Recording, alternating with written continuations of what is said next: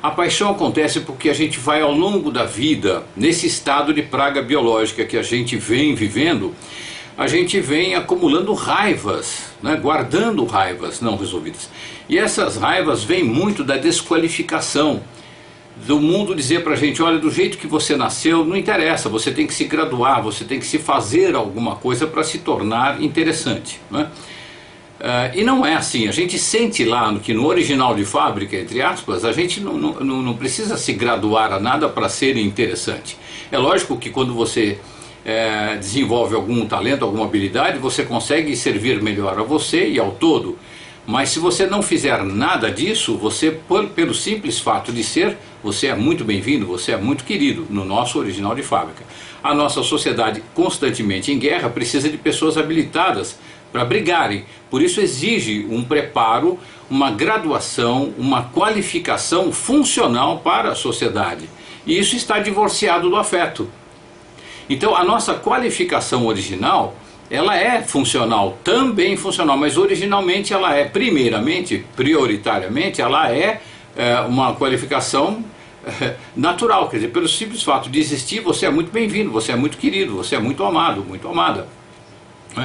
Então, quando houve essa separação, em algum momento aconteceu, foi exatamente quando fomos nos tornando uma espécie em estado, em exercício de praga biológica, nós fomos nos divorciando da nossa excelência biológica, né? Entramos em estado de praga, um estado doente em que a natureza nos coloca em guerra para que reduza o número de pessoas ao número que ela, a natureza, entende como melhor, como adequado para aquela região, para aquele grupo, para a espécie naquele local específico, né? Então, entrando em estado de praga, automaticamente em estado de guerra, né, para destruição, a gente acaba perdendo o exercício original e ficamos com essa sensação de inadequação. Cadê minha nave espacial? Onde que eu estou? O que que eu estou fazendo aqui? Isso não tem nada a ver comigo. Isso aqui não tem nada a ver com todo mundo. O planeta, não estou me referindo ao planeta, a nossa relação é que está doente, não é? Isso faz com que a gente sinta uma profunda inadequação. É daí que vem as raivas guardadas, que daí delas vem sim todo o processo de paixão. Como é que isso rola, né? Depois desse tempo todo, ou durante esse tempo todo? A gente cresce com a rejeição, com a sensação de rejeição, raivas guardadas, rejeição daqui, rejeição dali. Aí tem o rejeitado que arroga, que briga com o mundo, tem o rejeitado que intimida, e tem aquelas pessoas, a maioria de nós, que transita entre a arrogância e a timidez, não é? Por causa dessa sensação de inadequação. E durante a vida a gente passa, principalmente através de pai e mãe, a gente aprende certos tipos de rejeição, né? De acordo com a vida que você teve com seu pai, com a sua mãe, você desenvolve certos tipos de sensação de rejeição. Aí você vai contratar uma parceira ou um parceiro amoroso para nele resolver, com ele você resolver essas coisas, esses ódios, essas raivas, essas inadequações que você eventualmente teve ali com o pai e com mãe, mas que não conseguiu resolver de alguma forma. Então você vai descontar. Não vai resolver, você vai vomitar, na verdade, né? Você não vai resolver. O que vai resolver mesmo é você fazer um trabalho ou espiritual, ou um trabalho de tirada de crenças, como por exemplo o Theta Healing que a Gisela faz, ou um coach relacional como eu faço, ou uma terapia, ou uma ajuda espiritual e por aí afora, né? Que é preciso que você mexa lá no fundo do tacho, né? Que você despeje, que você de alguma forma despeje o container de detritos emocionais que a gente acaba adquirindo durante a vida. E isso a gente faz muito bem feito com meditação. A meditação ajuda a fazer a limpeza, além desses outros trabalhos que eu me referi, tá? Muito bem, então, por isso que eu vou falar de abandono, porque a gente tem essa raiva do abandono. E aí quando a gente acaba contratando pessoas que tenham problemas complementares, o tímido, o vitimizado contrata o algoz, o rejeitado contrata aquele que rejeita, ou aquele que rejeita reativamente contrata o rejeitado, né? São personagens complementares que a gente vai contratando, entre aspas, durante toda a vida, por vício de relacionamento. mal resolvido, mal pensado, mal percebido, né? E a gente acaba contratando esses complementares para a gente. O organismo, o inconsciente, está lá querendo vomitar isso. É uma doença, é uma sujeira que está querendo sair. Então, como não se tratou, como não fez meditação, como não foi direto ao assunto, então aí a gente vai descontando nas relações, uma a uma, né? Às vezes dentro de uma única relação a gente, quando se forma uma família, marido, mulher, filhos, aí os filhos também vão desenvolvendo determinadas, formando personagens complementares com os pais, né? É o repressor e o revoltado, o repressor e aquele que intimida, que implode e eventualmente acaba se drogando, né? Essa coisa toda que a gente assiste, que é fruto, é resultado apenas do nosso estado de praga, do estado de praga em que nós entramos, né? Muito bem, então agora posto isso, eu espero ter esboçado rapidamente o procedimento, o operacional da formação do conteúdo que vai gerar as paixões, né? Então vamos falar agora especificamente do abandono. Eu vou ler, como sempre, e comentar o post falando da questão do abandono, né? Sempre que, de alguma forma, alguém demonstra não gostar de você, no começo você fica triste e a autoestima vai para baixo. Depois que você começa a compreender o fenômeno da afinidade, você percebe que no fundo esse não gostar é recíproco, ou seja, a pessoa também não gosta, a pessoa não gosta de você, mas você também não gosta dela, né? Você percebe que é recíproco e você, por várias razões, não via ou não está vendo, né? Muitas vezes até mesmo você acha até que gosta daquela pessoa, mas é uma ilusão. Você não percebe que a troca precária de nutrientes afetivos que existe entre vocês, né, estava acontecendo o tempo todo. Com isso você descobre também em você os diversos motivos pelos quais você vinha se aproximando daquela pessoa com quem tem pouca afinidade. Todos esses motivos podem ser resumidos em um único: carência afetiva por baixa autoestima, né? Existe a carência afetiva quando a sua autoestima está em alta, né? E você está distante de alguma pessoa que te supria e a sua autoestima está bem. Você não está se desgostando, né? Então aí a carência afetiva não é por baixa autoestima, né? É uma saudade de alguém que você gosta muito. Agora, neste caso aqui especificamente, a carência afetiva que tem a origem dela, a baixa autoestima, ok? Depois que você passa a nortear a sua vida e as suas relações pela saudável interação afetiva, você fica muito mais inteiro. Aprende a dizer não com facilidade, que é uma coisa complicada para quem tem baixa autoestima, não é? A gente tem dificuldade, quando está com a baixa autoestima, a gente tem dificuldade de falar não para um amigo, ou para uma namorada, um namorado, porque a gente faz aquela continha terrível, doente, que é assim: é melhor eu ter um amigo que não gosta de mim do que não ter amigo nenhum. E aí a gente fica sustentando relações que nos trazem indignidade, que aumentam, que afundam a nossa autoestima, que aumenta a péssima qualidade, que diminui a qualidade da nossa autoestima, né? Sustentando essas relações. Isso porque a gente tem dificuldade de falar não, porque não quer se ver sozinho. É a questão do abandono, né? É melhor ter alguém que não gosta de mim aqui do meu lado do que não ter ninguém. Só que a coisa é diferente, não é por aí, a solução disso aí não é por aí, né? Vamos lá, vamos em frente. Depois que você passa a nortear a sua vida e as suas relações pela saudável interação afetiva, você fica muito mais inteiro. Você aprende a dizer não com facilidade e até passa a gostar mesmo das pessoas com quem não tem tanta afinidade. Porque agora você não força mais a barra para conviver. Dá para gostar de uma pessoa com quem você não tem afinidade, não é? Porque agora a convivência respeita o grau de afinidade. A questão é quando a gente quer, tem expectativa, tensão, ansiedade de que um convívio, um determinado específico convívio, me nutra 100% ou 80%, quando na verdade a afinidade que tem entre eu e esta pessoa não alimenta mais do que 20%, 30%, 40%. Esses números são números absolutamente figurativos, né? Não existe esse afinidômetro, né? mas a gente sente, a gente percebe quando tem pouca afinidade, e a gente põe muita expectativa naquela relação. Quando a gente quer muito que dê certo, a gente inventa afinidade, a gente, quando está numa posição indigna, a gente faz de conta que aceita certas desafinidades para conseguir ali um convívio um pouco mais harmônico, mas é falso, vai engolir sapo, vai virar doença, vai virar raiva guardada, porque você, quem fizer isso, está se negando.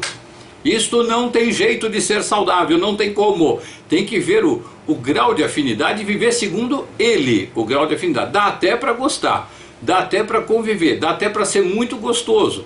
Mas aí é no nível, é de acordo com o grau de afinidade. Eu não posso ter expectativa de que aquilo lá uma afinidade muito pequena que eu tenho com uma pessoa, que ela possa me dar uma satisfação existencial muito profunda, como daria uma afinidade, uma pessoa com quem eu tenho afinidade, sei lá, de 80% ou mais, ou muita afinidade, né?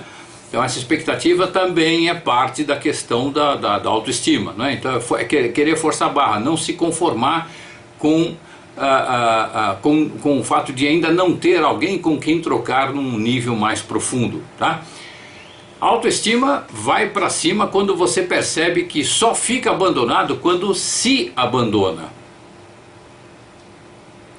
Quando eu percebo que eu me desconsidero, quando eu me coloco, quando eu aceito aquela propaganda que fizeram de mim, de que eu sou um inútil se não me credenciar a alguma coisa, quando eu aceito, eu estou fechando com a ideia de que eu sou um inútil, que eu sou um imprestável, um desprezível, um indesejável, nada interessante, não é? Então aí eu estou me abandonando. Eu comprei toda a publicidade que fizeram de mim. A publicidade feita em casa por pai e mãe, eventualmente por irmãos, por família, por chefe, por colega, por escola, onde tem muito bullying, não é? Muito bullying, né? Eventualmente também, e não menos intensamente, a mídia, a própria mídia mesmo, reforça valores, padrões que te colocam para baixo. No fim, eles estão mostrando lá todo um cenário de felicidade, mas é para você se sentir um nada, para você se sentir um impotente. E aprender a se satisfazer, a entender, primeiro, que aquilo lá que a mídia está mostrando é o ideal de alegria. E segundo, você aprender que, olha, fica quietinho, você apenas se satisfaça de estar vendo o outro feliz, porque você não tem direito à felicidade. Nossa, isso aí acaba, destrói, detona a autoestima de qualquer um que entre inadvertidamente nisso aí. Então não dá para ver televisão, ler revista, jornal, sem ter uma crítica, uma percepção muito grande. À medida que você vai adquirindo essa percepção, gente, você fica até divertido ver televisão, porque você vê, olha o que eles estão fazendo. Você fica observando, entendi, esse comercial aí está falando isso assim, assim, assado. Aquela novela, ou aquele seriado, ou aquele filme, ou aquele não sei o que lá, aquela revista, com isso aqui está manipulando desta forma para conseguir aquele resultado. Fica até... não é divertido, porque você vê uma coisa muito sórdida, né, sendo feita, mas você não se vitimiza. Você não se vitimiza, não, você não você não cai na arapuca ali, você sabe o que está acontecendo. Na medida que você vai adquirindo consciência, você vai ficando cada vez mais sozinho, porque poucas pessoas vão ter uma leitura como você tem. Aí você tem que... você vai, o grau de afinidade com as pessoas vai diminuindo com as pessoas de um modo geral, não é? Na medida que você vai tendo mais consciência.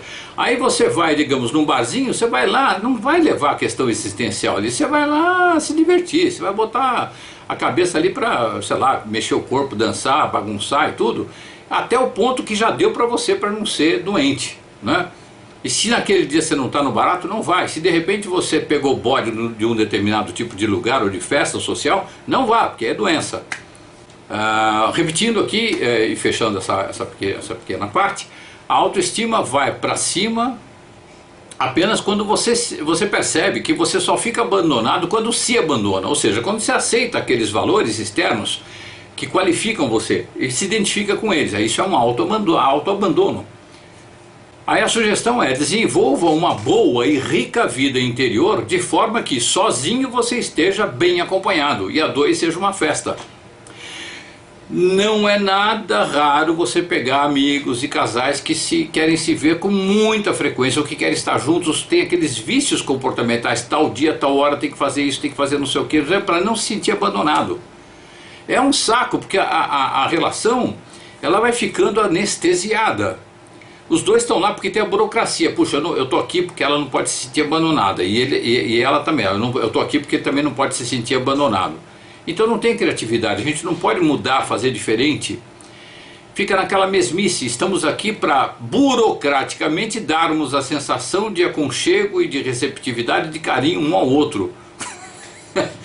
É lógico que fica um saco a coisa, é porque cai na anestesia, fica cansativo. E aí quando fica cansativo a gente começa a ficar ausente, só o corpo está lá, a cabeça está no lugar onde queria estar, né? O coração, o sentimento, né?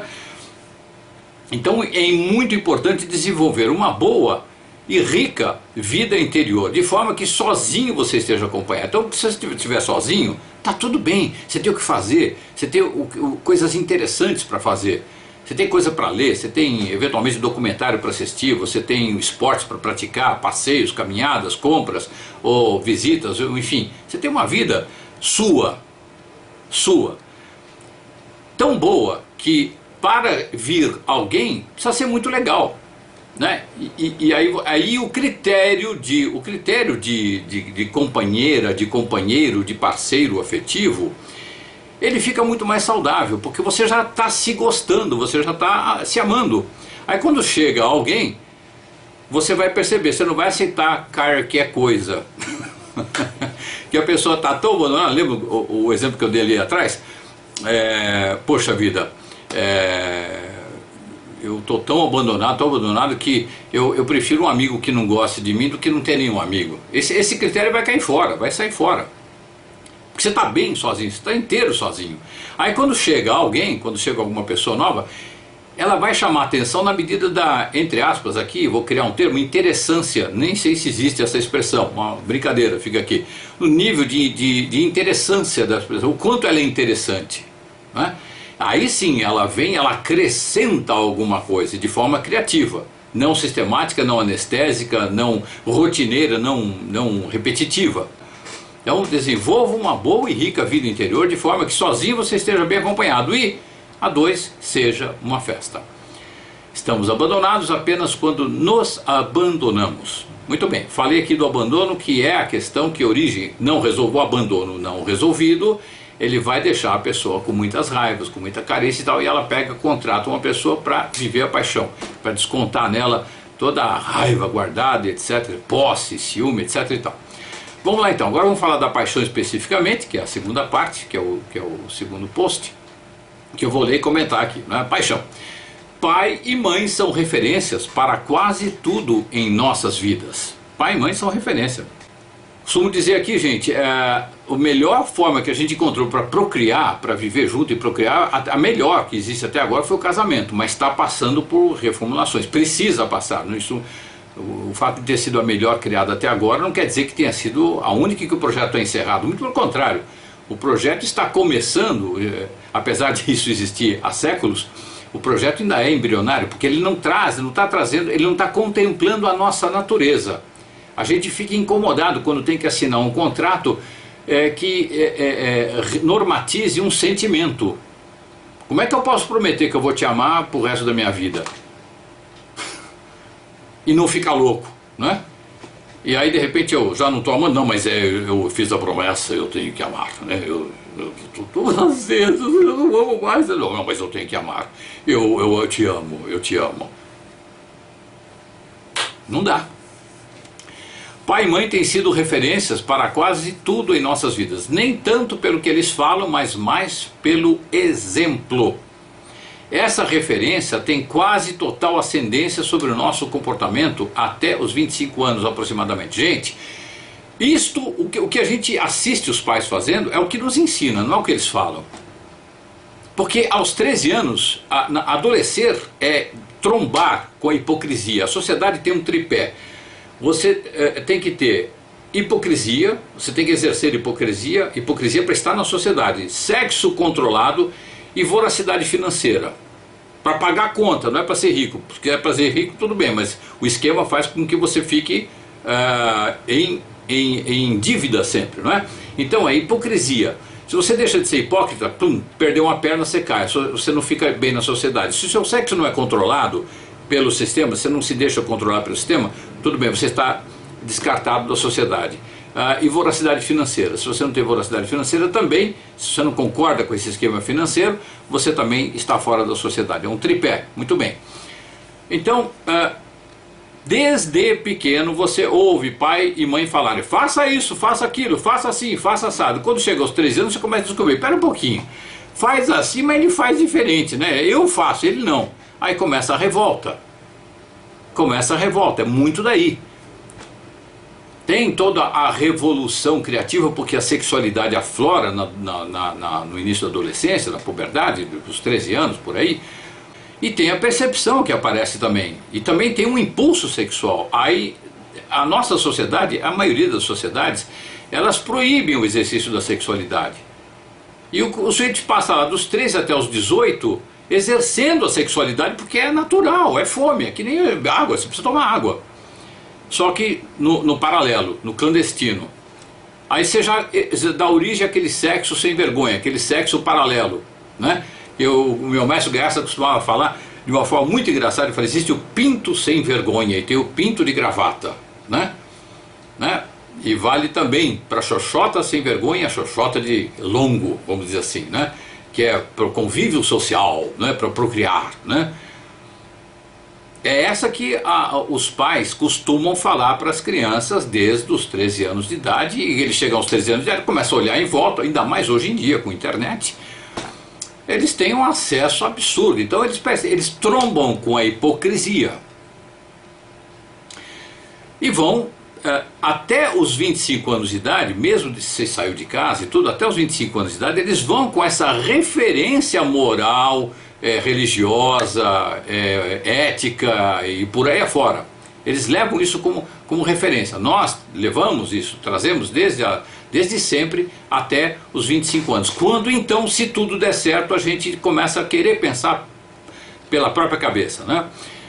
Quando tudo dá certo, é nessa idade que as pessoas começam a criar coragem e passam a desenvolver o último estágio da individualidade. E viver segundo suas próprias ideias de vida. Chama-se maturidade emocional. Eles percebem que, pelo fato de romperem com as ideias dos pais, não estão rompendo com os pais. Eu estou rompendo com a ideia dos meus pais, ou seja, eu estou pensando diferente. Eu tenho uma outra filosofia de vida, mas eu amo meu pai e minha mãe.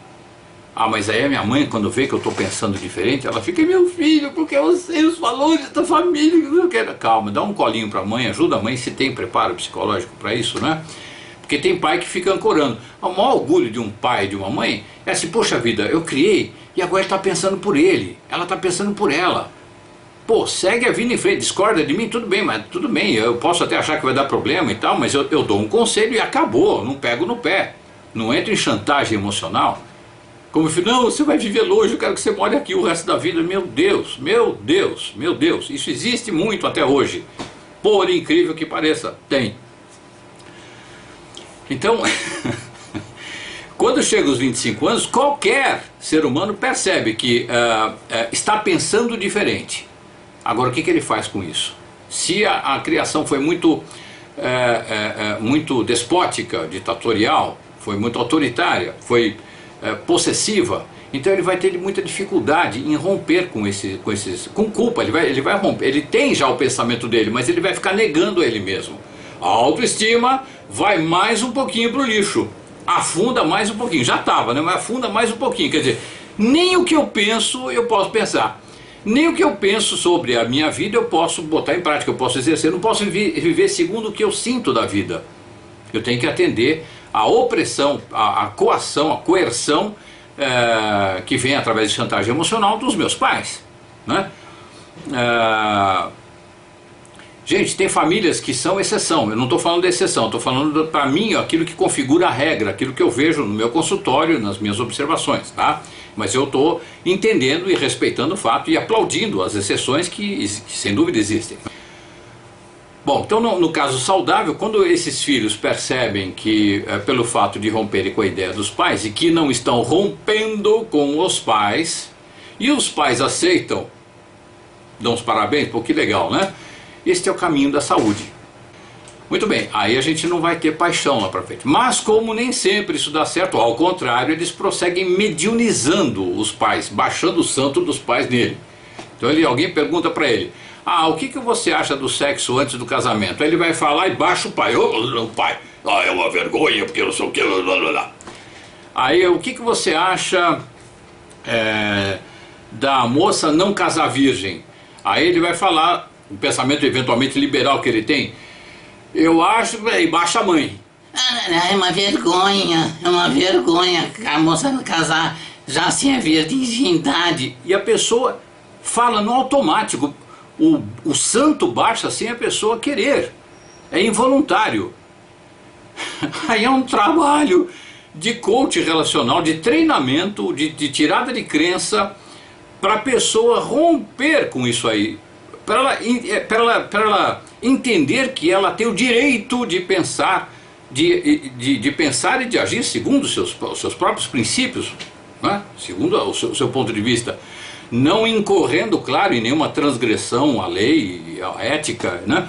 Mas é um pensamento liberal, as pessoas têm esse direito, né? Aí só que baixa o santo. Esse santo, ele fica baixando, às vezes numa olhada, você está no trânsito dirigindo, você vai ter uma resposta em relação a alguma coisa, um estímulo externo, você já reage, porque baixou o santo da mãe, baixou o santo do pai, ali.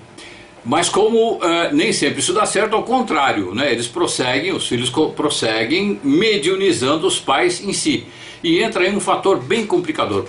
Por serem imperfeitos, os pais, e não poderia ser diferente, não é, gente? Não dá para ser perfeito como pai e mãe numa sociedade que está em estado de praga e que não existe manual de instrução, orientação, curso, preparação nenhuma para o sujeito casar, ter uma vida afetiva sequer, e muito menos procriar. Para ter qualquer aparelho eletrônico que a gente tem aí na frente da gente agora, no computador e tudo, no celular, tem muita gente envolvida no processo, muita gente nos projetos e tudo, né? Agora, para casar e para procriar é meio que no improviso isso. Tem umas regrinhas básicas que mais reprimem do que libertam, mas é feito no improviso. É lógico que vai dar encrenca, é claro, né? Então, como nem sempre dá certo aquela libertação emocional dos filhos aos 25 anos, né? Em geral ao contrário, eles continuam mediunizando os pais em si, e entra um fator complicador. Por serem imperfeitos, e não poderia ser diferente, e exercerem autoridade sobre os filhos, muita raiva contra os pais é gerada nos filhos. Sem resolver, aí entra uma culpa muito grande. Pô, eu odeio minha mãe, eu odeio meu pai. Não, mas não posso. Então a pessoa nem traz para o consciente, mas a raiva fica lá. Vai descontar na mãe e no pai? Não. Contrata um parceiro e malha o coitado ou a coitada, né? Que também se deixou contratar para fazer o personagem complementar. É importante lembrar isso, tá? Sem resolver essa raiva, as pessoas escolhem, entre aspas, né, permanecerem como cópias dos modelos de pensamentos e modelos emocionais dos pais para manterem o vínculo, né? Acabam mantendo também o vínculo de ódio. Ódio esse que será projetado em cada relacionamento de suas vidas, dependendo do relacionamento, com maior ou menor intensidade. Em geral, as pessoas acabam contratando, atraindo, como eu falei agora há pouco, relacionamentos para darem vazão a esse ódio, né? Na intenção de buscarem um amor, procuram alguém a quem possam odiar. Por incrível que isto possa parecer, tem aquela química sexual que a natureza dá, é o patrocínio hormonal, para você pode desenvolver a partir daí uma relação de afeto muito legal, de acordo com a compatibilidade também dos egos, e pode desenvolver a partir daí uma relação de ódio. Em geral, quando tem a paixão para ser resolvida ali, então contrata a química, o encantamento, endorfina e tal, mas ali no fundo o que está acontecendo, se a paixão não está resolvida, foi contratado para malhar um ao outro, né? Estão contratando alguém a quem possam odiar, né? São relações extremamente passionais, recheadas de confeitadas, enfeitadinhas assim, né? Com pura reatividade, que se prolongam por toda a vida e atravessam gerações, né? Pode ver, quem mexe com constelação familiar sabe disso. Às vezes tem tem um procedimento que aconteceu 5 gerações atrás. O tataraneto está fazendo a mesma coisa, está seguindo um mapinha ali, né? Relacionamentos que até podem ser um tanto amorosos, esses contratados de paixão, eles até podem ser um pouco amorosos, mas neles ainda prevalece a paixão. A paixão impede a vivência do amor, impede. A paixão impossibilita, inviabiliza a vivência do amor. Não dá para viver um amor se tem a paixão no meio, tem que tratar, né? A família é, como eu falei, a melhor forma organizada, né, que a gente conseguiu até hoje para preservar a espécie. Mas isso não quer dizer que o projeto esteja pronto. Ter só um homem, só uma mulher como referência para a formação de um novo ser, só um, né, tem se mostrado um modelo que carece muito de aprimoramento. Porque no original de fábrica lá, né, numa idealizada excelência biológica, a gente foi feito para ser um bando de 50 pessoas, 100 pessoas, nômades, colhedores, não guerreiros, colaboracionistas, cooperativistas, generosos, afetuosos, né? Onde todo mundo é bem-vindo pelo simples e maravilhoso fato de existir, né? Ali os pares não são fixos, os filhos são de todos, então os filhos têm referência afetiva. As referências de homem e de mulher são várias referências, pelo menos 15, 20 pessoas como referências. É lógico que por afinidade o filho vai escolher ser mais amigo desse do que aquele, mas isso não é um problema, porque os filhos são de todos. É muito, vamos dizer, menos pior, ou muito melhor, não é? Porque não existe aquela obrigação de amar pai e mãe. Na verdade não é amar, porque amar a gente até ama, a gente ama todo mundo por vocação, né? Mas é pagar mico para pai e para mãe, e pai e mãe também, pagar mico para filho, né? Porque existem obrigações também, a via de duas mãos, né? É uma covardia em relação aos pais e uma precariedade em relação aos filhos, este modelo que aí está, né? Ainda mais levando em conta que união e procriação, ao contrário de toda tecnologia, são feitos no improviso, como eu acabei de falar agora, né? Muito bem. Só se livra da paixão quem conseguiu a maturidade emocional, que é o pressuposto básico para a vivência amorosa saudável. Repetindo, só se livra da paixão quem conseguiu a maturidade emocional, pressuposto básico para a vivência amorosa saudável. Para o amor ser vivido, a paixão tem que ser curada. Terminado, aí eu termino como sempre aqui falando do foco no afeto, sugerindo o foco no afeto, né? Gente, não acredite nas vozes internas e externas que baixam a autoestima de vocês. Não acredita não. Porque elas são as vozes da guerra, elas não são vozes do amor. São essas vozes que geram crenças. É a forma como a gente é tratado que gera crença, e são essas vozes também. Porque a forma como eu fui tratado, ela vira palavra, ela vira frase, uma crença.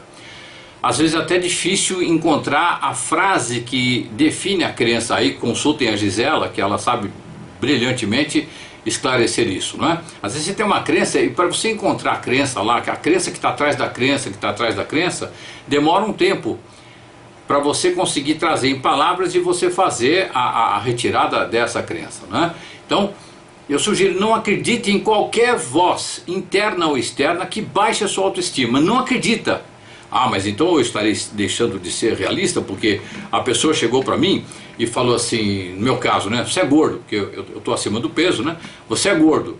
Eu sou mesmo. Uai, mas isso me torna um ser humano menos interessante? Não, na minha opinião não. Talvez é mais desconfortável viver com excesso de peso. Mas uma pessoa não interessante ou menos interessante, de jeito nenhum. Ah, você tem um padrão de comportamento que não sei o que é menos, então você é menos por isso.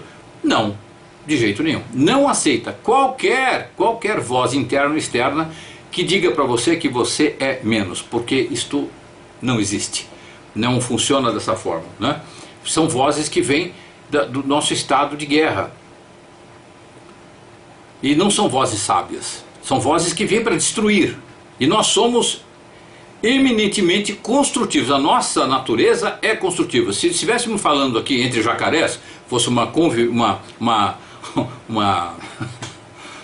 encontro online de jacarés, então é foco na guerra mesmo, porque é destruir. É o réptil, né, que tem aquele impulso lá, ele manipula para ter poder e para ter prazer. O negócio dele é esse, não tem afeto ali, não tem. A gente tem esse diferencial. Não vou dizer nem que é melhor ou que é pior, é diferente.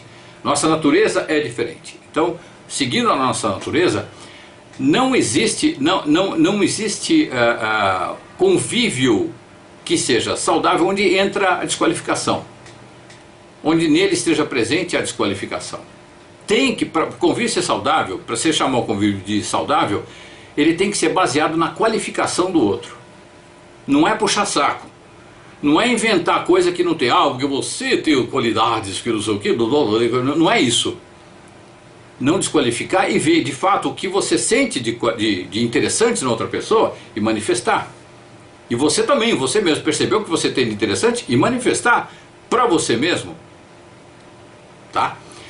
Para vocês retirar essas crenças, vocês podem fazer, como eu falei, o Theta Healing.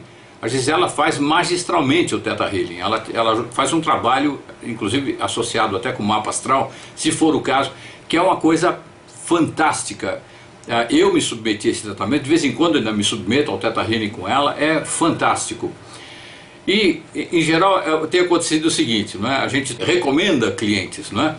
Tem acontecido muito o seguinte, o cliente passa ali, passa com a Gisela, tira as crenças, aí para poder treinar a manutenção do comportamento novo, ausente, com as crenças ausentes, aí vem e faz um coach relacional aqui comigo, não é? E aí no treinamento, porque é muito fácil a gente voltar a um padrão de comportamento antigo. Aí a pessoa vem e faz o coach aqui comigo. Chega uma hora que eu percebo, olha, dá um pulinho lá na Gisela de novo para tirar tais e tais crenças, conversa lá com ela, porque a Gisela ela vai fazer a análise da pessoa, vai ver a situação e vai ver exatamente quais são as crenças que têm que serem retiradas, não é? E no coach relacional, o tratamento é um trabalho semanal de treinos, em que a pessoa vai descobrindo, eu e a pessoa descobrindo quais são os obstáculos de exercício de afeto em relação a si próprio e em relação aos outros. Às vezes uma reatividade, uma conduta rotineira, viciada, que acaba levando a um estado depressivo, um estado de excessiva arrogância, não é? Então é importante fazer esse trabalho acompanhado, que é treino. Coaching relacional é diferente de terapia, não tem nada a ver com psicoterapia, que também é muito legal, tem outra função. O coaching é um treinamento comportamental, baseado naquelas limitações que a pessoa quer superar, ou seja, a pessoa apresenta obstáculos e a gente os transforma em degrau. A pessoa sobe um degrau e às vezes vem para resolver descobre mais 4 e vão subindo esses 5 degraus até se resolverem. Então essa é a sugestão que eu faço a todos que de alguma forma carreguem essas memórias e esses impulsos no sentido do abandono e que tem as raivas guardadas. Quem de nós não tem? Quem de nós não tem as nossas raivas guardadas? A parte de tudo isso, o que eu recomendo que a gente vai fazer agora é sempre a meditação, porque é um jeito de fazer uma faxina no container de detritos emocionais que a gente tem guardado por vivermos ainda nesse estado de praga biológica. Encerrada agora a primeira parte do nosso encontro, gente, vamos passar para a segunda parte, que é a prática da meditação.